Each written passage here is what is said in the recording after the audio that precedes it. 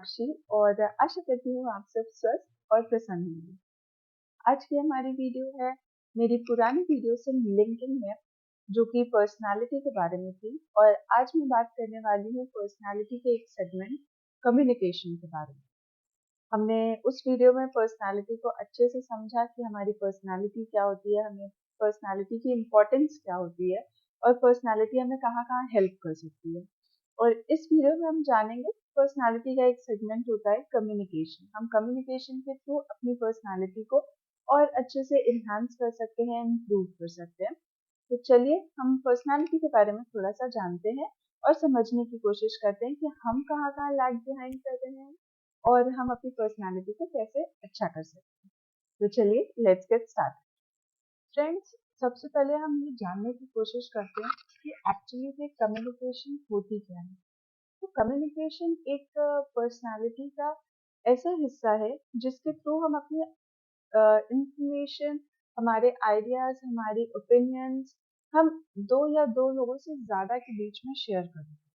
तो ये हम कह सकते हैं एक म्यूचुअल अंडरस्टैंडिंग है बिटवीन टू और मोर पीपल। इसके साथ हम कम्युनिकेशन में इमोशंस, इंटेंशंस एंड पर्पस जो होता है एक मैसेज के बिहाइंड का, एक मैसेज के पीछे, एक मैसेज कम्युनिकेट करने के पीछे जो पर्पस होता है, हम उसको एक्सचेंज करते हैं। कि मैं अगर आपसे ये टॉपिक डिस्कस कर रही हूँ तो मेरी एक इंटेंशन है कि मेरी कुछ नॉलेज से, कुछ एक्सपीरियंसेस से आप लोगों को कुछ फायदा होगा। कुछ किसी भी एक इंसान को अगर ये काम करे तो मेरे लिए बहुत अच्छी बात होगी। तो ये पर्पस है इस वीडियो को बनाने का। तो मेरा कम्युनिकेशन, मेरा बोलना अगर आप लोगों के पास जाके वो सही जगह पे ट्रिगर कर रहा है, वो सही चीज बता रहा है, तो मेरे कम्युनिकेशन का एंड रिजल्ट पूरा हो गया। मेरे कम्युनिकेशन का इंटेंशन पूरा हो गया कि ये मेरा इंटेंशन था और वो चीज हो गई। तो इस कम्युनिकेशन को हम कंप्लीट कम्युनिकेशन मानेंगे कि जो मैं बताना चाह रही थी वो आप तक पहुंच गया और वैसा ही पहुंचा। इसलिए ये कम्युनिकेशन एक कंप्लीट कम्युनिकेशन। तो इफेक्टिव कम्युनिकेशन जिसे हम कह सकते हैं वो यही है कि हमारी जो एक्सचेंज ऑफ इंफॉर्मेशन, आइडियाज या ओपिनियंस है वो उसी फॉर्म में पहुंचे जिस फॉर्म में सेंडर उसे पहुंचाना चाह रहा है। अब हम देखते हैं कि कम्युनिकेशन के बेनिफिट्स क्या हैं, कि हम क्यों कम्युनिकेशन पे इतना इम्पोर्टेंस देते हैं। इतनी वीडियोस बनती हैं, इतने लोग बुक्स लिख देते हैं, बेस्ट ऑथर मिल जाता है, बेस्ट बुकर अवार्ड मिल जाता है लोगों को जो कम्युनिकेशन के बारे में इतना बात करते हैं। और लोग अपनी कम्युनिकेशन या पर्सनालिटी पे क्यों इतना ध्यान देना चाहते हैं। पहली चीज, अगर आपकी कम्युनिकेशन अच्छी है तो आपका जो किसी भी प्रॉब्लम को सॉल्व करने का तरीका है वो बाकियों से थोड़ा अलग, थोड़ा अच्छा, थोड़ा रिप्रेजेंटेबल हो जाता है। तो कम्युनिकेशन आपकी प्रॉब्लम सॉल्विंग में हेल्प करती है। सेकेंडली, अगर आपका कम्युनिकेशन अच्छा है तो आपकी डिसीजन मेकिंग अच्छी हो जाएगी। क्यों? क्योंकि आप अपने थॉट्स में क्लियर है, आप लोगों को अच्छे से समझा पा रहे हैं, आप उनकी बात अच्छे से समझ पा रहे हैं। तो आपका जो माइंड है वो और अच्छे से प्रोसेस करेगा और आपको हेल्प करेगा एक बेटर डिसीजन लेने में। तो आपका डिसीजन मेकिंग अच्छा होगा। आगे हम अगर बात करें तो एक गुड कम्युनिकेशन, चाहे आपकी पर्सनल लाइफ हो या प्रोफेशनल लाइफ हो, दोनों में एक अच्छा रिलेशनशिप बिल्ड करने में हेल्प करता है। कैसे? क्योंकि आप फिर से क्लियर रहते हो, आप अच्छे से ऑनेस्ट रहते हो, ट्रांसपेरेंट रहते हो, तो आपकी पर्सनल एंड प्रोफेशनल दोनों लाइफ्स में वो बहुत ज़्यादा कॉम्प्लिकेशंस नहीं लाता है, बहुत क्लियरेंस रहती है आपकी। लाइफ बहुत क्लियर रहती है, बहुत स्ट्रेट रहती है कि आपकी कम्युनिकेशन क्लियर है। आगे अगर हम बढ़े तो हमारा जो कम्युनिकेशन है वो एंगेजमेंट का काम अच्छा करता है। आप लोगों को एक इंगेज कर पाते हैं, लोग आपकी बात अच्छे से सुनते हैं। अगर आप कुछ भी, आपका कम्युनिकेशन अच्छा नहीं है, आपके वर्ड्स अच्छे नहीं है, आपका सिलेक्शन ऑफ टॉपिक अच्छा नहीं है, तो लोग सुनेंगे, फिर ठीक है ध्यान नहीं देंगे, इधर उधर करके आपको इग्नोर कर देंगे। But if you are good at communication, people will listen. people will try to understand you what you are going to tell or communicate. Next अगर हम ऑफिशियली अगर देखें, प्रोफेशनली अगर हम कम्युनिकेशन को देखें, तो if you are a manager और you are at executive position और you are at any level of in your organization, your communication can improve the productivity of your team. Why I am saying so? अगर आपने clearly अपना objective, अपना motive बताया है कि for doing task this is your objective, और आपने उसको एक्सप्लेन किया है कि ये ऐसे ऐसे ABCD के थ्रू करके इसको कंप्लीट करना है इस टास्क को, और आपने अच्छे से अपने मैसेज कम्युनिकेट किया है, डायरेक्ट मैसेज कम्युनिकेट किया है, so people will understand and do it accordingly because they understood what you are trying to say. They understood what is the procedure of doing any work. तो वो productivity automatically increase हो जाएगी और एक अच्छा team culture build होगा। अगर हम प्रोफेशनली इस चीज को लेके देखें तो एक अच्छा, एक पॉजिटिव, एक ट्रांसपेरेंट एनवायरनमेंट क्रिएट होगा आपके ऑफिस में कि आपका कम्युनिकेशन अच्छा है। और जो लास्ट चीज है वो सबसे इम्पोर्टेंट है कि अगर आप ट्रांसपेरेंट, गुड, क्लियर कम्युनिकेशन रखते हो तो सबसे बड़ी बात जो है कि टीम में, ऑफिस में, ऑर्गेनाइजेशन में ट्रस्ट बिल्डअप होता है कि एक दूसरे के साथ ट्रस्ट है और इंसान ट्रस्टवर्दी है। अगर आप गुड कम्युनिकेशन कर रहे हो, अगर आप कॉन्फिडेंस में लेके किसी को बात कर रहे हो, तो एक ट्रस्ट बिल्डअप हो जाता है। अगर हम आगे बढ़ते हैं कम्युनिकेशन को लेके, हम यहाँ पे इतनी बात कर रहे हैं कम्युनिकेशन के बेनिफिट्स की, कम्युनिकेशन के प्रोज एंड कॉन्स की, तो ये भी चीज है कि भाई इतना कम्युनिकेशन में बैरियर्स आते क्यों हैं या क्या बैरियर्स होते हैं एक कम्युनिकेशन को प्रॉपरली ना ट्रैवल करने के, या कम्युनिकेशन को डिस्टॉर्शन में, जो डिस्टॉर्शन होता है बिटवीन कम्युनिकेशन, वो क्यों होता है। तो हमें थोड़ा सा बैरियर्स के बारे में भी समझना चाहिए। क्यों? क्योंकि अगर हम बैरियर्स नहीं समझेंगे तो हम उसको ठीक नहीं कर पाएंगे, हम ये नहीं समझ पाएंगे कि ये प्रॉब्लम है और ये इसका सोल्यूशन है। तो चलिए हम बैरियर्स के बारे में थोड़ा सा समझते हैं कि कम्युनिकेशन के बैरियर्स क्या हैं। तो जो सबसे पहला बैरियर होता है वो कुछ फिजिकल बैरियर होते हैं, जैसे कि टाइम या एनवायरनमेंट। टाइम से अगर मैं कहूँ तो टाइम यहाँ पे क्या बैरियर होता है कि कभी कभी ऐसा होता है कि हम कुछ कम्युनिकेट करने जा रहे होते हैं ऑफिस में। लेट्स से एग्जांपल लेते हैं कि हम अपने सीनियर से या हम अपने जूनियर से कुछ, या हम अपने कलीग से कुछ कम्युनिकेट करने जाते हैं, बट वो टाइम नहीं सही होता। हम बात शायद से सही कर रहे हैं बट उनका मेंटल लेवल, वो हो सकता है किसी काम में व्यस्त है, या वो कुछ अपनी पर्सनल प्रॉब्लम्स में बिजी हैं, या कुछ कुछ भी ऐसा है कि वो टाइम नहीं सही होता है। तो आपकी कम्युनिकेशन वो इफेक्टिव कम्युनिकेशन नहीं बन पाती। क्यों? क्योंकि लोग अपनी चीजों में इन्वॉल्व है और आपकी बात उतनी सुनी नहीं जा रही। या अगर मैं एनवायरनमेंट की बात करूँ तो एनवायरनमेंट में ऐसा होता है कि हम कभी कभी कुछ इम्पोर्टेंट बात करने जाते हैं बट वो एनवायरनमेंट नहीं सही होता है। हम किसी पार्टी में कोई ऑफिशियल बात कर देते हैं या ऑफिशियल बात में कोई पार्टी की बात ले आते हैं। तो वो चीज़ एनवायरनमेंट पे भी बहुत डिपेंड करती है कि आप किस एनवायरनमेंट में क्या टॉपिक लेके आ रहे हैं और उसका क्या इम्पैक्ट हो सकता है आपके कम्युनिकेशन में।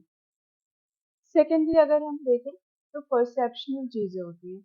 कुछ चीज़ें या कुछ टॉपिक्स ऐसे होते हैं जिस, या कुछ लोग ऐसे होते हैं जो, जिनका प्री कंसेप्शन होता है किसी भी एक चीज़ को लेके, कोई एक कम्युनिटी को लेके कि ये कम्युनिटी तो ऐसी ही है, वो लोग तो ऐसे ही होते हैं। तो हमारे दिमाग में जो प्री कंसेप्शंस चलते हैं, या कभी कभी हमारे साथ भी होता है कि कोई अगर हमसे कुछ कह रहा है किसी XYZ चीज के बारे में, तो हमारे एक प्री कंसेप्शन होता है कि नहीं, वो चीज तो ऐसी ही है और हम उसको ऐसा ही मानेंगे। हम बहुत जनरलाइज कर देते हैं कभी कभी चीजों को, तो उस वजह से भी कम्युनिकेशन में बहुत गड़बड़ियाँ आ जाती हैं जो कि नहीं होनी चाहिए।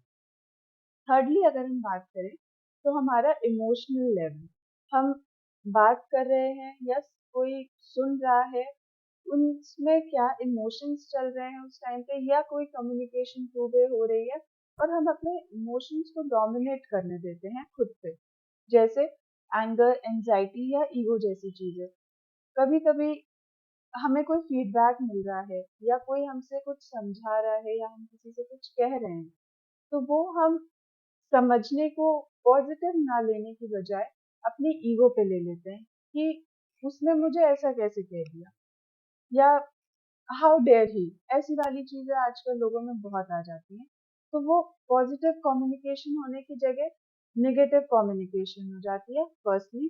सेकेंडली आप ईगो पे ले लेते हैं, एंड थर्डली उस पर इम्प्रूवमेंट तो नहीं होता है, बट आपका एक परसेप्शन बन जाता है कि सर मेरे को तो हमेशा डांटते हैं।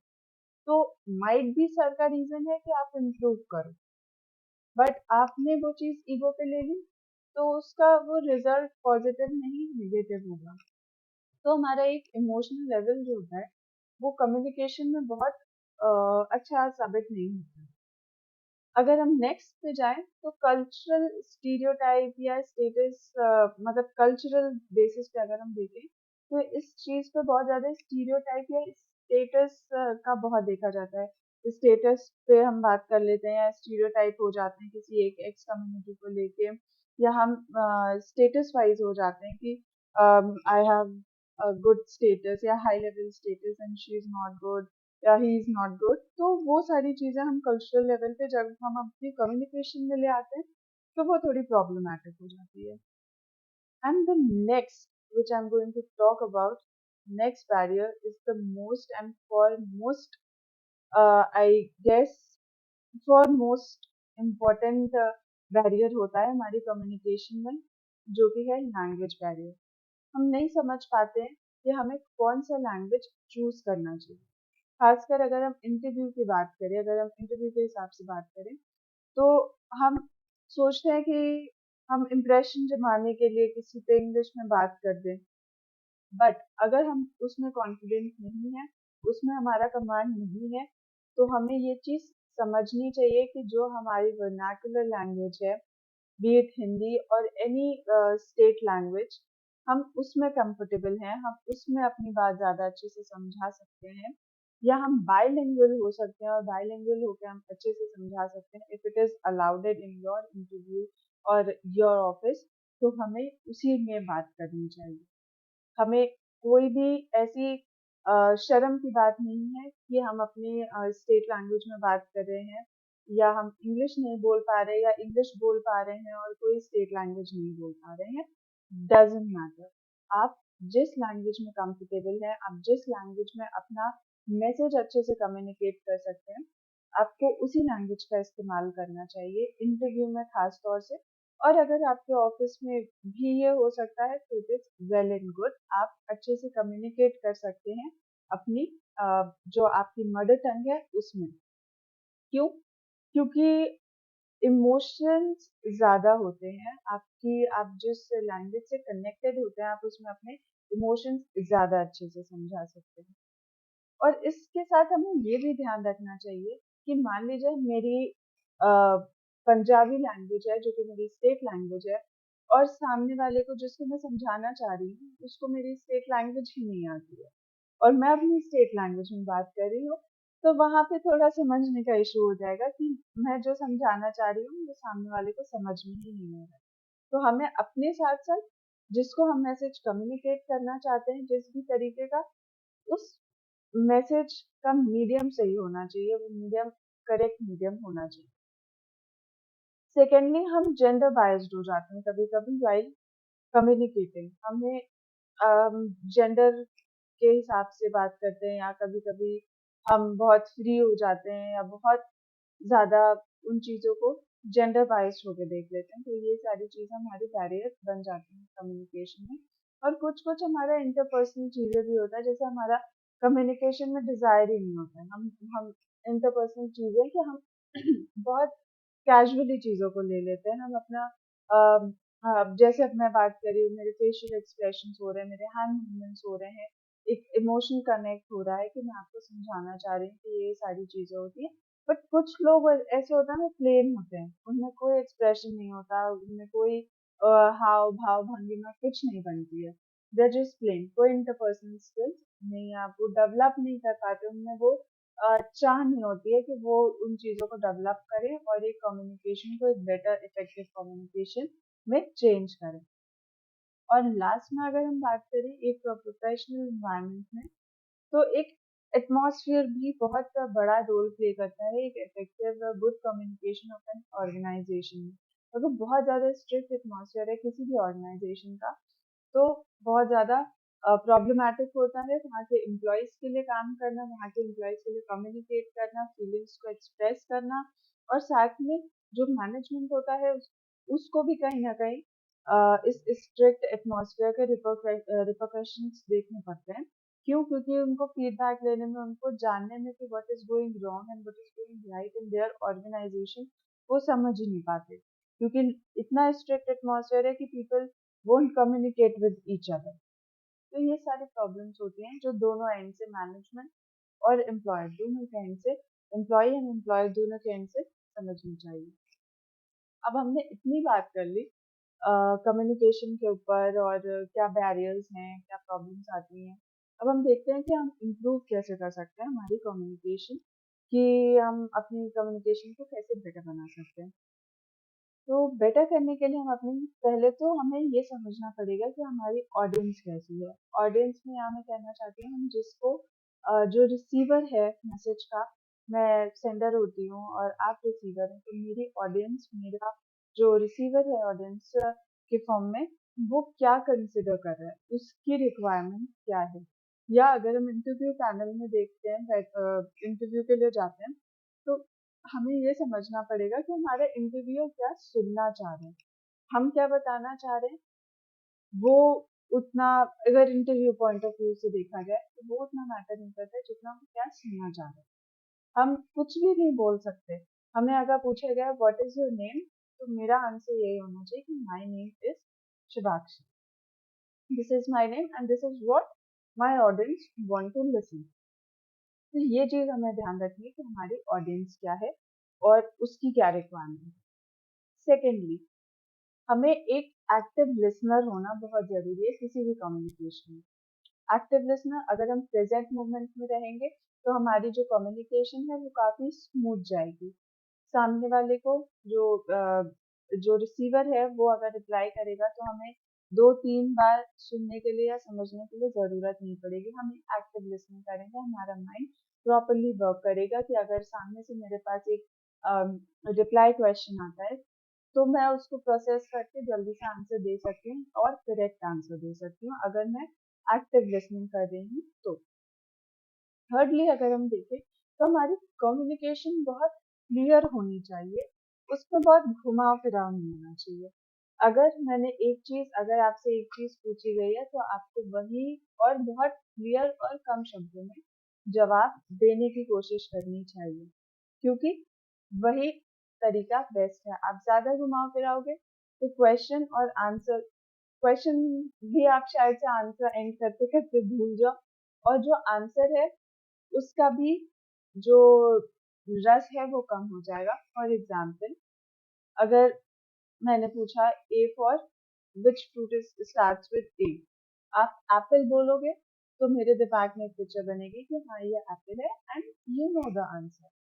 बट अगर आप उसको घुमा फिरा के बोलोगे कि रेड होता है, राउंड होता है, टेस्ट अच्छा होता है, स्वीट होता है, और फिर आप लास्ट में बोलोगे कि एप्पल होता है, तो वो उस एप्पल का थोड़ा सा आंसर की जो क्वालिटी है वो कम हो जाएगी। तो बेटर है आप क्लियर रहें।